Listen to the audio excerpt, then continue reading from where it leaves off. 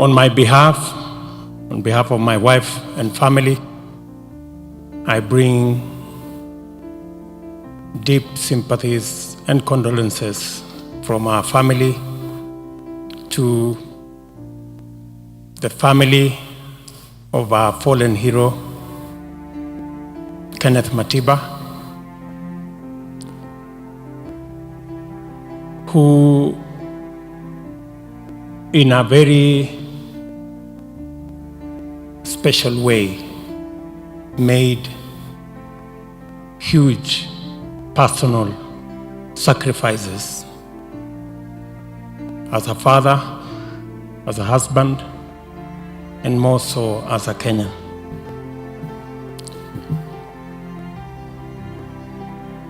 The rest of us being younger were not privileged to serve and know Kenneth Matiba at a personal level. But we are beneficiaries of his sacrifice as a leader. I remember when we are in college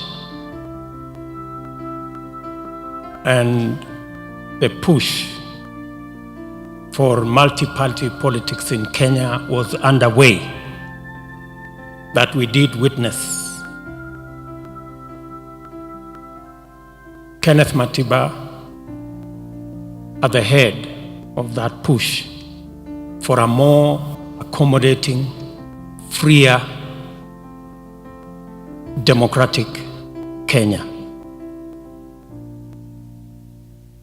It is because of the sacrifice that Kenneth Matiba and his team made that today many of us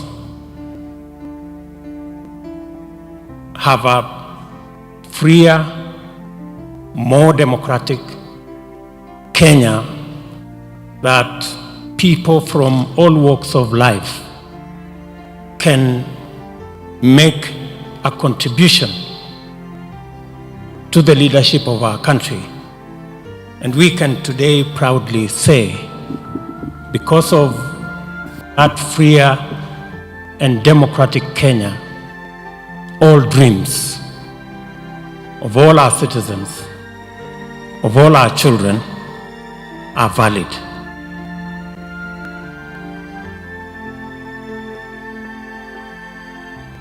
The rest of us benefit from the history and the knowledge of what Kenneth Matiba and his team did. As a leader in Kenya, I came to learn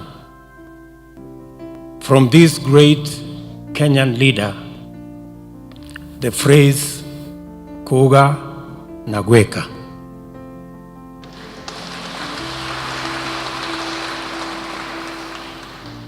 And it informed to a great extent at a personal level what I thought of leadership. To be able to match what we say with what we do. And as a tribute to this great Kenyan who made huge personal sacrifices to get our country to where we were or where we are today, we must not waste or squander their effort in parochialism, negative ethnicity, and division. But rather, we must build on their aspirations for a united Kenya and forge for a Kenya that every citizen will be proud of. We will have justified their struggle to have a freer and a more democratic Kenya. And I think that is the debt that we as citizens of Kenya today have for those who laid their lives for the independence of our country, and also those who paid the ultimate price for us to have an expanded democratic space. We gather here today, Mama Susan, to join you in mourning and to condole with the rest of your family in the passing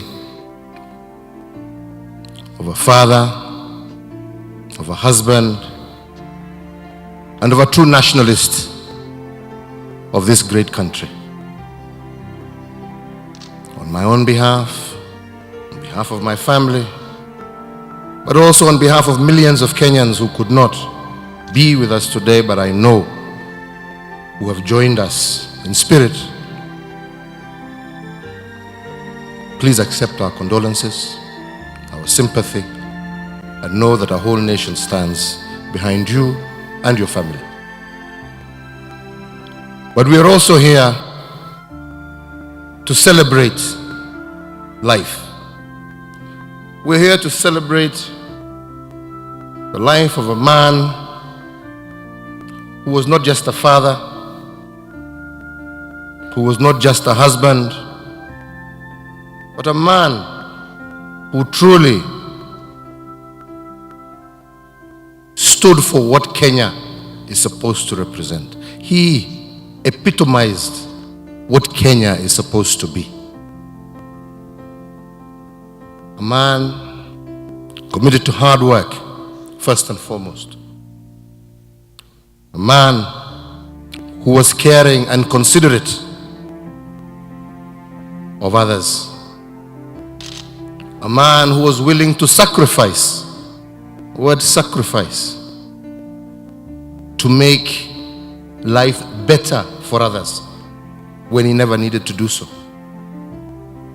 A man who was willing to sacrifice all his property, his wealth,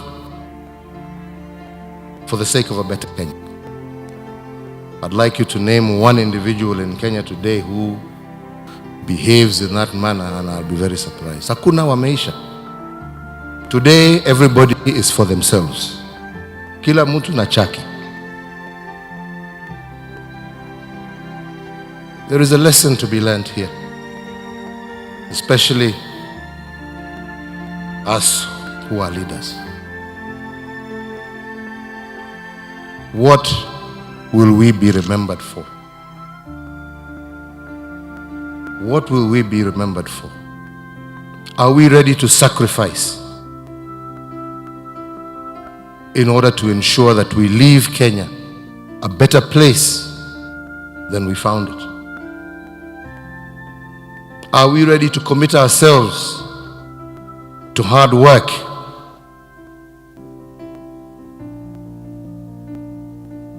Are we ready to surrender our desire for personal gain in order to ensure that there is prosperity for all? These are questions I would leave in the minds of everybody in this room. These are questions I would leave in the minds especially of leaders. For me personally, I can say that I have lost a father, I have lost a friend, but most importantly, I've also lost a mentor. Because if there's one thing that we can say about Kenneth Matiba, which is something that we can't say about many of his generation, he wasn't intimidated by youth. He was willing to nurture, to grow, to mentor young people. I saw Kengangi here being introduced to speak on behalf of the youth. But I think now, Kingangi, we should be mentoring the youth behind us.